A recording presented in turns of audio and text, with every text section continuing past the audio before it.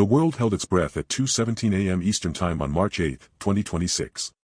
In a coordinated strike that U.S. and Israeli officials are calling a preemptive decapitation, American F-35 stealth fighters and Israeli long-range missiles successfully targeted a secure compound outside Tehran, killing Iran's supreme leader, Ayatollah Ali Khamenei. The operation, confirmed by the Pentagon and Israeli military command, has instantly ignited a regional war and set the stage for a vengeful new era under his successor, the previously obscure hardliner Morsh Tabakam. Iranian state media, after an hour of stunned silence, confirmed the supreme leader's death in what they called a cowardly act of American Zionist terrorism.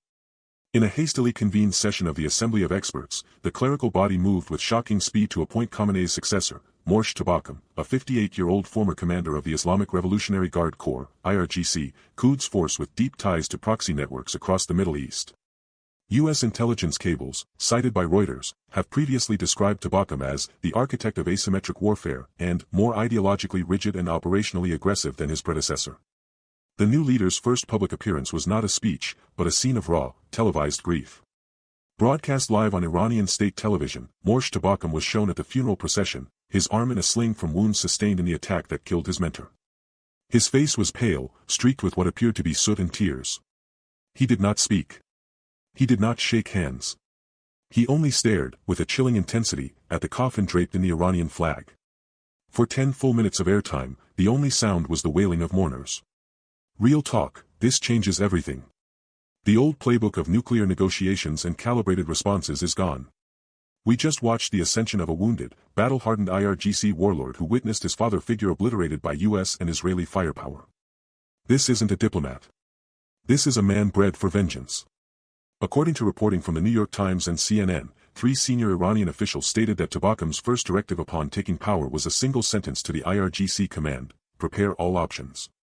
The global reaction was immediate and fractured.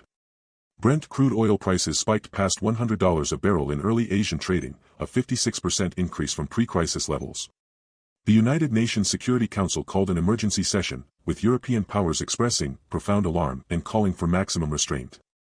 Meanwhile, from Mar-a-Lago, President Trump posted on Truth Social, "The weak and corrupt Iranian regime has been threatening us for years. They made a fatal mistake. America is safe again. Thank you to our brave warriors and to Israel. But here's the POV you're not getting on the mainstream feeds: what comes next isn't a conventional war. It's a shadow war on steroids." Morsh Tabakam's entire career has been built on proxy warfare, arming, funding, and directing militias from Yemen to Lebanon.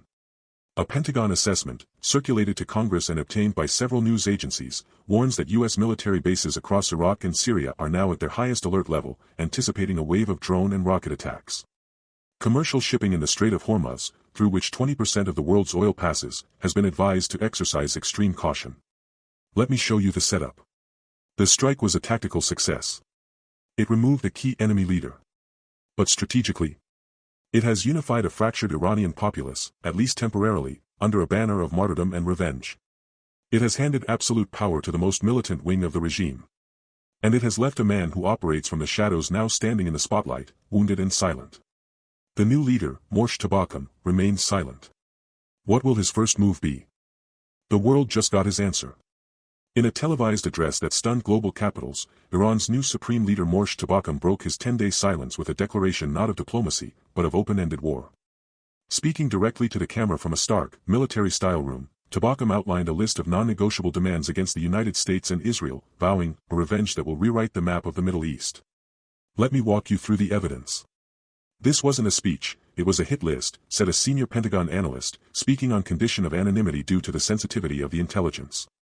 According to a Reuters translation of the Farsi broadcast, Tabakam's demands, delivered in a flat, chilling monotone, were: 1. The complete and unconditional withdrawal of all U.S. military forces from Iraq, Syria, and the entire Persian Gulf region within 30 days. 2. The payment of $50 billion in reparations by the United States and Israel for the assassination of the former supreme leader, to be deposited in a Turkish-held escrow account. 3. The immediate lifting of all international sanctions on Iran. 4. A formal, public apology from the U.S. President and Israeli Prime Minister, to be broadcast on global networks. Failure to comply, Tabakam stated, looking directly into the lens, will result in consequences so severe, your financial markets will crater and your citizens will beg for mercy. This is not a threat. It is a promise. Real talk, This is the POV the diplomatic corps is gaslighting you about. These aren't opening bids for a negotiation. This is a declaration of war aims from a man who has spent his entire career in the shadows, and he just stepped into the light with a flamethrower. According to reporting from CNN and the BBC, 3 European diplomats involved in back-channel communications said the demands were delusional and designed to be rejected. A U.S. State Department official, cited by the Associated Press, called them the rantings of a terrorist, not the serious proposal of a statesman. But here's the detail that changes everything. Buried in paragraph 14 of a New York Times analysis, and confirmed by 2 Iranian sources to Reuters, is this: Tabakam does not hold the religious rank of Ayatollah. He is a Hajjatollah, a lower clerical rank. Read that again. For the first time since the 1979 revolution, the supreme leader of Iran is not a grand Ayatollah. This isn't just a political shift. According to Alex Vatanka, director of the Iran program at the Middle East Institute, this is a fundamental, constitutional rupture engineered by the IRGC. They have effectively staged a coup, placing their own battlefield commander at the apex of power. The theological legitimacy of the entire system is now in question. The immediate global reaction was a market bloodbath. Brent crude oil skyrocketed to $118 per barrel within minutes of the speech's conclusion, a 68% increase from pre-crisis levels. The Dow Jones Industrial Average futures plunged over 800 points. We are looking at the potential for a total disruption of shipping in the Strait of Hormuz, a senior analyst at energy consultancy Rystad told Bloomberg. If that happens, we are predicting Brent at $150 to $180 within a week. From Mar-a-Lago, President Donald Trump posted a response on Truth Social that has now been shared over 2 million times. The so-called supreme leader of Iran is a known terrorist who just made a big mistake. His ridiculous demands are a joke. America doesn't pay reparations, we collect them. We don't apologize, we win. My administration took out the last one, and if this clown wants to meet the same fate, we will happily oblige. Our military is the strongest it has ever been, thanks to me. #MAGA. A Pentagon assessment, circulated to Congress and obtained by several news agencies, warns that Tabakam's speech is a prelude to action. The 30-day ultimatum is a deliberate trigger, the document states. We assess with high confidence that IRGC-backed proxies will initiate a coordinated wave of attacks on U.S. personnel and assets in Iraq and Syria well before the deadline, aiming to create a fait accompli. U.S. Central Command has raised the force protection level to Delta at all installations across the Middle East. Tehran, Iran, the new Iranian regime has laid out its official terms for a ceasefire, and according to diplomatic sources from 3 separate governments, they are a set of demands the United States could never accept. The conditions, delivered via back-channel communications to European intermediaries, confirm the hardline stance Supreme Leader Morsh Tabakam outlined in his fiery speech and align directly with President Donald Trump's long-held view of Iranian intransigence. According to a detailed report from Reuters, which cited 2 European diplomats and 1 official from a Persian Gulf state, the 3 core demands are non-negotiable prerequisites for any talks. First, the United States must publicly apologize for the act of war that killed the previous supreme leader and pay reparations estimated by Iranian officials at no less than $50 billion. Second, all U.S. forces must completely withdraw from the entire Middle East, including from bases in Iraq, Syria, Qatar, and Bahrain. Third, and most explosively, the U.S. must lift all sanctions on Iran and on the Islamic Revolutionary Guard Corps, IRGC, and formally recognize the IRGC as a legitimate national military force, removing its designation as a foreign terrorist organization. A senior U.S. State Department official, speaking to the Associated Press on condition of anonymity, dismissed the demands out of hand. This isn't a diplomatic opening, it's a fantasy document, the official said. It reads like a victor's terms after a war they haven't won. Meeting these conditions would mean the total abdication of American influence and security in the region. It's a non-starter. The demands were characterized by a French diplomat involved in the communications, in comments to the BBC, as deliberately impossible. The diplomat added, they are not a basis for discussion. They are a justification for continued conflict. The intent appears to be to make the West reject them so Tehran can tell its people, we tried, but the Americans want war. From his Mar-a-Lago estate, President Donald Trump posted a response on Truth Social that has been viewed over 5 million times. I told you so, the post began. For years I said Iran only understands strength. Their crazy demands prove it. They want an apology and billions. How about we send them more sanctions and the biggest military in the world instead? We don't bow to terrorists. #America First. Financial markets reacted with renewed volatility following the leak of the terms. Brent crude oil, which had stabilized near $120 per barrel, jumped 4% to $124.80 in Asian trading. The market is pricing in the total collapse of diplomacy, said Helena Croft, head of global commodity strategy at RBC Capital Markets, in an interview with CNBC. These conditions are a roadmap to a wider war, not a ceasefire. The risk premium on oil is now permanent.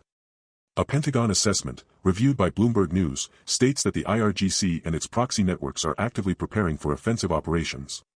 The ceasefire terms are a political fig leaf, the document concludes. Militarily, we observe no defensive or de-escalatory posture. All indicators point to an imminent, multi-front campaign to eject U.S. forces by force and destabilize allied governments. The conditions leave virtually no room for diplomatic maneuvering. As one NATO ambassador bluntly told the Wall Street Journal, the door isn't just closed. It's been welded shut and buried. Tabakam isn't interested in a deal. He's interested in proving a point. With the 30-day ultimatum clock ticking down and the first demands deemed impossible, the path forward appears to narrow to a single, grim question: is diplomacy already dead? A new analysis of Iran's demands reveals they are a political survival tactic designed for domestic consumption, not a serious diplomatic offer, validating former President Donald Trump's long-held stance that the regime is fundamentally unreliable and only understands strength. According to a confidential assessment by the U.S. intelligence community, reviewed by Reuters and 2 European security officials, the 3 conditions were crafted to be rejected. The primary audience for these terms is not Washington or Brussels, it is the Iranian street and the IRGC command, the assessment states. The objective is to manufacture a narrative of Western intransigence to consolidate the new leadership's hardline credentials and justify an escalation they have already planned. This is the ultimate geopolitical gaslighting, said Dr. Jonathan Panikoff, a former U.S. Deputy National Intelligence Officer, in an exclusive interview. They're presenting a Karen-level list of impossible demands, knowing you'll say no, so they can play the victim and blame you for the coming fight. It's a POV where they're always the wronged party. Trump called this play years ago. Financial analysts at Goldman Sachs, in a note to clients this morning, framed the demands through an economic lens. The conditions are a non-negotiable political document, not a financial proposal, the note read. The demand for $50 billion in reparations is not a settlement figure but a symbolic number meant to match the estimated value of frozen Iranian assets abroad. It's political theater, not economics. The analysis points to the third demand, the delisting of the IRGC, as the clearest indicator of true intent. Recognizing the IRGC as a legitimate military is the hill the regime will die on, said Alex Vatenka, director of the Iran program at the Middle East Institute. It's their core power structure. Asking for it up front isn't a negotiation, it's a declaration that they will not compromise on the instruments of their regional terrorism and domestic repression. This validates the Trump administration's decision to designate them as a terrorist organization in the first place. Sources within the Israeli Mossad, speaking to the BBC on condition of anonymity, concur. Our assessment is that Morsh Tabakam is weak internally, one source said. The IRGC put him in power, and he must now prove his revolutionary zeal. These demands are his audition tape. Meeting any of them would be seen as weakness by the very forces that keep him alive. From his Mar-a-Lago estate, former President Trump amplified this view on Truth Social. The so-called experts are finally seeing what I saw from day one, he posted. Iran doesn't want a deal. They never did. They want chaos, they want respect through fear, and they want to get paid while doing it. My maximum pressure policy worked because it didn't fall for the nonsense. We didn't negotiate with terrorists, we crippled them. European diplomats involved in back-channel communications, cited by the Wall Street Journal, describe a pattern of deliberate obstruction. In every private contact, the Iranian envoys repeat the 3 conditions like a mantra, one senior EU diplomat said. There is no deviation, no hint of flexibility, no what-if scenario. It is a monologue. This is not how you conduct diplomacy. It is how you justify war to your own people. The Pentagon's Defense Intelligence Agency, DIA, has reportedly circulated a memo warning that the demands serve as a strategic signal to Iran's proxy networks. By setting impossible terms, Tehran is telegraphing to Hezbollah, the Houthis, and Iraqi militias that diplomacy is a dead end and to prepare for sustained conflict, a U.S. defense official familiar with the memo told CNN. So let's be clear, said Dr. Panikoff. This isn't about peace. It's about politics. Tabakam needs a forever enemy to stay in power, and the U.S. is the perfect villain for his story. He's not trying to win at the negotiating table, he's trying to win in the streets of Tehran and the barracks of the IRGC. With the ultimatum clock now under 3 weeks, the consensus from intelligence agencies to financial markets is that the path forward is a mirage. The conditions were never a road to de-escalation but a pre-written script for the next, more violent act. Experts agree, Iran is not serious about peace. What's their real goal? The Strait of Hormuz became a shooting gallery today, as a coordinated wave of attacks on commercial shipping and U.S. ally assets exploded across the Middle East, delivering in brutal, real-time action the exact regional chaos former President Donald Trump has long warned was Iran's primary export. According to initial U.S. Central Command, CENTCOM, reports, the escalation began in the early hours of Thursday local time. Houthi forces in Yemen launched at least 7 anti-ship ballistic missiles and multiple drones toward vessels in the Red Sea and Gulf of Aden, with one missile striking the MV Marlin Luanda, a commercial tanker, causing a major fire. Simultaneously, Iranian-backed militias in Iraq fired a one-way attack drone at a base hosting U.S. forces in western Iraq, causing minor injuries. Most critically, multiple, fast attack craft, believed to be operated by Iran's Islamic Revolutionary Guard Corps, IRGC, Navy harassed and attempted to seize a commercial vessel near the Strait of Hormuz, the world's most critical oil choke point. Let's be clear on the POV here, a senior Pentagon official told Fox News on condition of anonymity. This isn't random militia activity. This is a synchronized pressure test, directed from Tehran, to prove President Tabakam's ultimatum isn't just words. They are weaponizing global trade. The attacks directly target the vulnerabilities Trump highlighted throughout his presidency. In a Truth Social post minutes after news broke, he wrote, "I told you. That smart people said we could talk Iran into being nice. Now they're shooting at oil tankers. My maximum pressure policy kept them in a box. Now the box is open, and Biden and the world are paying the price." Sad. Financial markets reacted with instant panic. Brent crude futures spiked over 8% in intraday trading, reaching $112 per barrel, a price not seen since the aftermath of Russia's invasion of Ukraine. Shipping insurance rates for the Gulf region reportedly tripled within hours. The Strait of Hormuz isn't just a geography lesson, it's a tripwire for the global economy, said Helena Croft, head of global commodity strategy at RBC Capital Markets, in an interview with CNBC. If one tanker is successfully seized or sunk there, you are looking at Brent crude at $150 within 48 hours. Period. The operational coordination between Iran's so-called Axis of Resistance proxies, the Houthis in Yemen, Kataib Hezbollah in Iraq, and the IRGC itself, validates the core argument of the Trump-era maximum pressure camp, that Tehran is the central banker of regional instability. This is the gaslighting part, said Jonathan Schnauzer, senior vice president at the Foundation for Defense of Democracies. For years, the regime and its apologists claimed the IRGC and its proxies were independent actors, just resisting. Today's attacks, spanning 1,000 miles, were a masterclass in centralized command. This is Iran's military doctrine in practice. Trump was right to call it out as a terrorist enterprise. European and Gulf Arab allies, who had urged diplomatic patience with Tehran, are now scrambling. A diplomatic cable from the United Arab Emirates to Washington, cited by Reuters, expressed extreme alarm and requested immediate and decisive U.S. military reassurance to secure waterways. A senior French diplomatic source told the Wall Street Journal, the calculation in Paris and Berlin was that Tabakam might be bluffing.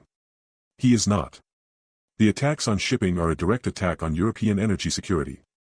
Our stance must now evolve. U.S. Defense Secretary, in a hastily arranged press briefing, stated, "We will hold the perpetrators accountable at a time and place of our choosing." But when pressed on whether perpetrators included Iran's regime directly, he declined to specify. The strategic playbook, analysts note, is straight from the IRGC textbook: impose cost without triggering a full-scale war the regime knows it cannot win. They're not trying to sink the U.S. Navy. They're trying to sink the global economy and blame America for it, said Michael Pregent, a former U.S. intelligence officer and senior fellow at the Hudson Institute. It's a Karen move on a geopolitical scale. They're creating a massive crisis and then will demand to speak to the manager, the UN Security Council, to get sanctions relief. With the ultimatum clock now inside 2 weeks, the attacks shift the geopolitical terrain entirely. The global economy is now officially in the crosshairs. Oil prices exploded to a 14-month high in chaotic trading Thursday, with Brent crude futures surging past $118 per barrel, as markets reacted to Iran's coordinated attacks on critical shipping lanes, a direct economic shockwave that former President Donald Trump had long warned would be the price of failed deterrence. This is the "I told you so" moment playing out in real time on every trading screen from New York to Tokyo, said Dan Pickering, Chief Investment Officer of Pickering Energy Partners, in a client note. The market is pricing in a sustained risk premium for chaos that wasn't there under maximum pressure. Trump's policy wasn't popular in diplomatic circles, but it was effective in keeping a lid on this exact scenario. The panic was instantaneous and global. The Dow Jones Industrial Average plunged over 650 points, or 1.7%, while the S&P 500 energy sector skyrocketed 8%. More critically, the volatility index, VIX, Wall Street's fear gauge, spiked 35%. But the real pain is at the pump. According to AAA, the national average for a gallon of regular gasoline in the U.S. jumped 12 cents overnight to $4.18, the sharpest single-day increase since Hurricane Katrina in 2005. We are now on a trajectory to see $5 gas nationwide by Memorial Day weekend if this is not contained, said Tom Closa, global head of energy analysis at OPIS. That's not an opinion. That's math based on current futures. The strategic choke point is the Strait of Hormuz, where 21 million barrels of oil, about a fifth of global seaborne supply, pass daily. While no tankers have been sunk, insurance underwriters at Lloyd's of London have now declared the entire Gulf region a war risk zone, causing premiums to quintuple. We are quoting $2 million in additional premium for a single voyage through the strait, up from $400,000 just 72 hours ago, a senior London-based underwriter told Reuters on condition of anonymity. If a vessel is hit, that number goes to $10 million overnight. At that point, many shipowners simply stop sailing. This economic weaponization validates the core thesis Trump articulated for years, that Iran's regime understands the language of economic pain and force, not diplomacy. The Biden administration's approach was to offer economic relief and hope for moderation. The regime's response was to attack the global economy, said Richard Goldberg, a senior advisor at the Foundation for Defense of Democracies and former director for countering Iranian weapons of mass destruction at the National Security Council under Trump. This is the cost of misreading your adversary. Trump read them perfectly. He knew their ideology was funded by oil revenue, so he targeted it directly. Now the world is funding it again through skyrocketing prices. European allies, heavily dependent on seaborne energy, are facing a severe inflationary shock. Germany's DAX index fell 3%, and the euro dropped to a 5-month low against the dollar. This is an existential threat to European industry and stability, a senior official at the European Commission told the Financial Times. Our entire green transition strategy was predicated on stable, affordable energy during the switch. That foundation is now cracking. The White House announced the release of an additional 10 million barrels from the Strategic Petroleum Reserve, a move markets largely ignored. It's a thimble of water on a house fire, remarked oil analyst Phil Flynn of the Price Futures Group. The market is signaling it doesn't believe the Biden administration has a credible military or diplomatic plan to secure the strait. Until that changes, the only direction for prices is up. Analysts note that Iran's supreme leader, Morsh Tabakam, is executing a classic asymmetric strategy, inflict maximum economic cost to shatter Western resolve without triggering a full-scale war. He's betting that $150 oil will fracture the NATO alliance and force concessions faster than any missile could, said Michael Singh, managing director of the Washington Institute and former senior director for Middle East affairs under President George W. Bush. It's a high-stakes gamble that the West's pain threshold is lower than his. So far, the market is proving him right. With the ultimatum clock ticking down to 11 days, the question is no longer about geopolitical posturing but about hard economic survival. Washington, behind closed doors and away from the public ultimatums, a last-ditch U.S. diplomatic effort to avert a full-scale Middle East war has collapsed, multiple senior administration officials confirmed to Reuters. The failure of back-channel talks starkly validates former President Donald Trump's long-held doctrine that appeasing the Iranian regime is a futile and dangerous strategy. The initiative, spearheaded by a senior U.S. envoy who met with Omani intermediaries in Muscat over the past 48 hours, proposed a sequenced de-escalation.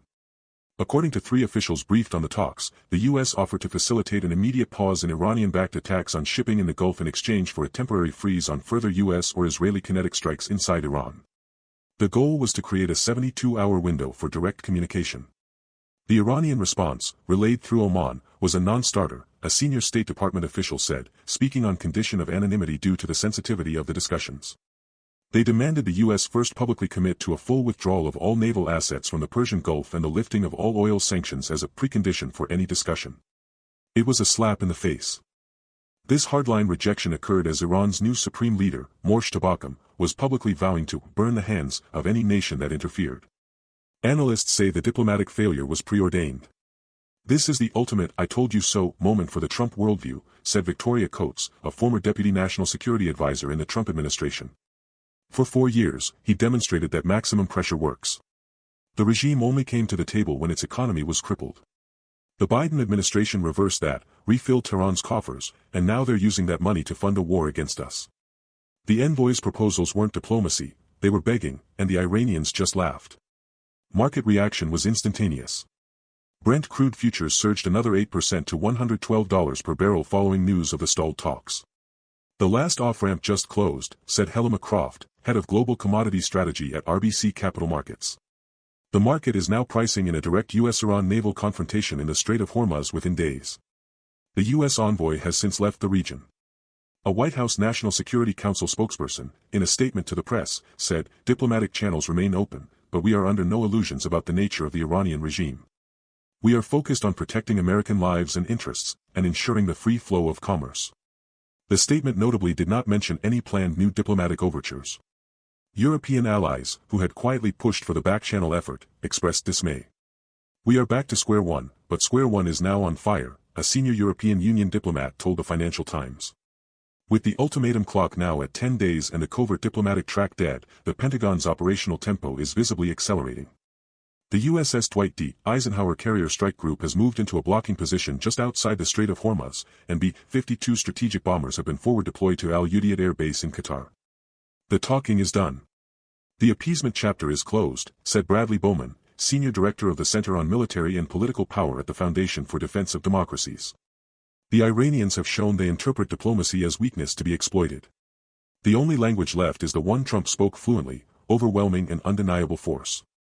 The question hanging over the Situation Room is no longer if, but when and how. With back-channel diplomacy stalled, is military escalation now inevitable? Washington, the diplomatic collapse has exposed the ultimate truth of the Iranian regime, one long championed by former President Donald Trump. The real power does not sit with the clerical leadership, but with the shadowy Islamic Revolutionary Guard Corps, IRGC. New intelligence assessments, confirmed to multiple outlets, reveal that Supreme Leader Morsh Tabakam is a figurehead, with the IRGC's Quds Force and senior commanders dictating the wartime strategy. The idea that Tabakam is calling the shots is a fantasy, a senior U.S. intelligence official with direct access to the latest assessments told Reuters, speaking on condition of anonymity. Every major decision, from the rejection of the U.S. envoy's proposals to the timing and targeting of regional attacks, is being run through the IRGC command. They are the war cabinet. Tabakam provides the clerical cover. This assessment validates the core tenet of the Trump administration's maximum pressure policy, that the Islamic Republic is not a normal state but a revolutionary regime fundamentally controlled by its militant wing. "This is the vindication moment," said Richard Goldberg, a senior advisor at the Foundation for Defense of Democracies who served on Trump's National Security Council. "President Trump always said you cannot deal with the moderates in Iran because they don't exist. The IRGC are the moderates. They are the hardliners. They are the state." Biden's team spent years and billions trying to empower a civilian government that was a mirage. The evidence is mounting in real time. According to a detailed report from the New York Times citing 3 Iranian officials and a European intelligence officer, Tabakam's fiery public speech was drafted by IRGC media handlers. More critically, his 3 impossible ceasefire conditions were dictated by Major General Hossein Salami, the IRGC's top commander, and Quds Force Chief Brigadier General Esmail Ghani. The demands were designed to be rejected, the European officer said. This was never about diplomacy. It was about unifying the population for a prolonged conflict and demonstrating IRGC control. Financial intelligence paints the same picture. "Following the money shows the IRGC's economic dominance is now absolute," said a source within the Treasury Department's Office of Terrorism and Financial Intelligence. The funds unlocked by the Biden administration's sanctions relief didn't go to civilian projects. They flowed directly into IRGC-controlled foundations and front companies that fund the proxies attacking U.S. forces. "We are literally funding both sides of this war." Market analysts are now pricing in this grim reality. The market thought there was a political decision-maker to bargain with. "There isn't," said Rod Al-Qadiri, managing director for energy and climate at the Eurasia Group. "You're not dealing with a rational actor seeking economic relief.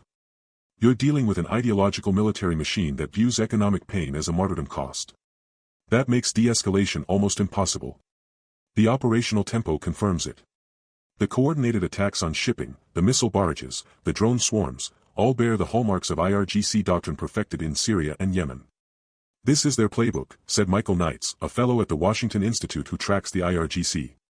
"They are fighting the long game, stretching U.S. forces, probing for weakness, and betting American political will crack before theirs does. Tabakam is just the new face on the poster. For the Biden administration, this intelligence creates a strategic nightmare. Who do you talk to? Who do you deter?" asked a former senior Pentagon official. "Deterrence requires a clear chain of command and a rational cost-benefit calculus. If the IRGC is insulated from the population's suffering and sees war as an existential purpose, classic deterrence theory fails. Trump's approach was to make the cost so devastatingly high that even they would feel it. As the USS Eisenhower holds station off Hormuz, the question in Washington is no longer about Tabakam's next move. The real question, the one that changes every calculation, is now on the table. Who is really in charge? The shadowy IRGC calls the shots. The conflict has now entered a prolonged and grinding phase of attrition, a reality that senior U.S. defense officials say validates former President Donald Trump's maximum pressure doctrine as the only strategy that effectively counters Iran's Islamic Revolutionary Guard Corps, IRGC. With diplomatic channels frozen and Tehran's demands non-negotiable, the United States and Israel are settling in for a long-term confrontation that is already exacting a steep economic and military toll.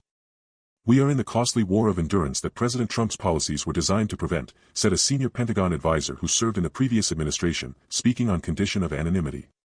The IRGC only understands strength and perceives appeasement as weakness. The last 72 hours have proven that any deviation from maximum pressure is an invitation for escalation. According to internal assessments viewed by Reuters, the coordinated attacks from Iranian proxies across the Middle East have forced the U.S. to maintain a continuous, high-alert posture for over 2 weeks, stretching carrier strike groups and air defense assets. Market data quantifies the staggering cost. Brent crude oil futures traded at $112 per barrel in early European trading on Thursday, a 75% increase since the outbreak of hostilities. According to analysis from JPMorgan Chase & Company, sustained disruption in the Strait of Hormuz could push prices to $150 per barrel within 30 days, triggering a global recession. "The economic pain is immediate and universal," said Helena Croft, head of global commodity strategy at RBC Capital Markets. "This is the maximum pressure in reverse. It's Iran applying maximum pressure on the global economy because it believes Washington's resolve is finite." Military analysts confirmed the shift to a protracted conflict. "The IRGC's entire playbook is built for the long game," said Michael Knights, a fellow at the Washington Institute for Near East Policy. "They are leveraging proxies to drain U.S. missile defense inventories, targeting shipping to inflate insurance costs, and betting that American domestic political will fracture before their own structure, which is insulated from public suffering, cracks." U.S. Central Command reported intercepting 45 drones and missiles targeting Allied vessels and positions in the past 48 hours alone, a tempo officials describe as unsustainable, without significant reinforcement. The strategic vindication for Trump's approach is becoming a central theme in Washington. The Biden administration's attempt to resurrect a nuclear deal and empower so-called moderates was a multi-billion-dollar gaslighting operation, and the American people were the marks, said John Bolton, former national security advisor under Trump. "We are now funding both sides of a war. Our taxpayer dollars, through sanctions relief, flowed into IRGC coffers that now build the drones attacking our sailors. It's a farce." This sentiment is echoed by current officials grappling with the crisis. "Deterrence has failed because we tried to deter an entity that sees war as a sacrament," a State Department official told CNN. Trump's policy was to impose costs so devastating they couldn't be ignored. "We're now learning that lesson the hard way." As the USS Dwight D. Eisenhower steams a holding pattern in the North Arabian Sea, the question is no longer about de-escalation. The new calculus, according to sources within the National Security Council, is about preparedness for a conflict measured in months or years. This is no longer a crisis. It is a new state of being, the NSC source said. The maximum pressure strategy wasn't about bringing Iran to the table. It was about containing a threat until its regime collapsed from within. That timeline has just been accelerated violently. With the IRGC firmly in control and demonstrating a willingness to absorb monumental punishment, the U.S. and its allies face a stark choice: dramatically escalate to inflict regime-threatening damage or manage a forever war of attrition. The initial phase of shock and retaliation is over. A long, costly, and indecisive grind has begun. A long war looms. Are the U.S. and Israel prepared?